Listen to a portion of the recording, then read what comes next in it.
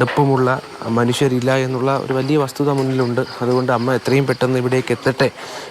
അമ്മയുടെ അമ്മ ഇവിടെയുണ്ട്, അച്ഛനുണ്ട്, ഇളയ മകനുണ്ട്. അവരെല്ലാം കാണാനാകട്ടെ എന്ന് മാത്രമാണ് നാട്ടുകാർ ഉൾപ്പെടെയുള്ളവർ ആഗ്രഹിക്കുന്നത്. എന്തായാലും അമ്മ അത്തരത്തിൽ നാളെ തന്നെ മടങ്ങിയെത്തുമെന്ന തരത്തിലാണ് വീട്ടുകാർ പറയുന്നത്.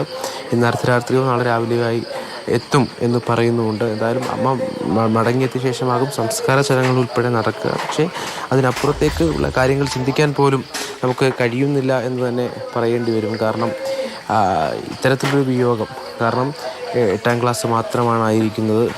ഈ നാട്ടുകാർ പറഞ്ഞും വീട്ടുകാർ പറഞ്ഞും ആ മകൻ എന്തായിരുന്നു, ആ വിദ്യാർത്ഥി എന്തായിരുന്നു നമ്മൾ മനസ്സിലാക്കുന്നുണ്ട്. അതുകൊണ്ട് തന്നെ അവൻ്റെ മേലുള്ള സ്വപ്നങ്ങൾ, അവനെ പ്രതി മാതാപിതാക്കൾ ആഗ്രഹിച്ചിരുന്ന സ്വപ്നങ്ങൾ വലുത് തന്നെയാകും. കാരണം കളിക്കളത്തിൽ മിടുക്കനാണ്, പാഠശാലയിൽ പഠനത്തിൽ മിടുക്കനാണ്, അങ്ങനെ എല്ലാ തരത്തിലും മിടുക്കനായി എല്ലാവരും സജീവമായി ഇടപെടുന്ന, ഈ കടന്നു പോകുന്ന വഴികളിലെ വീടുകളിലൊക്കെ മിഥുനെ അറിയാം.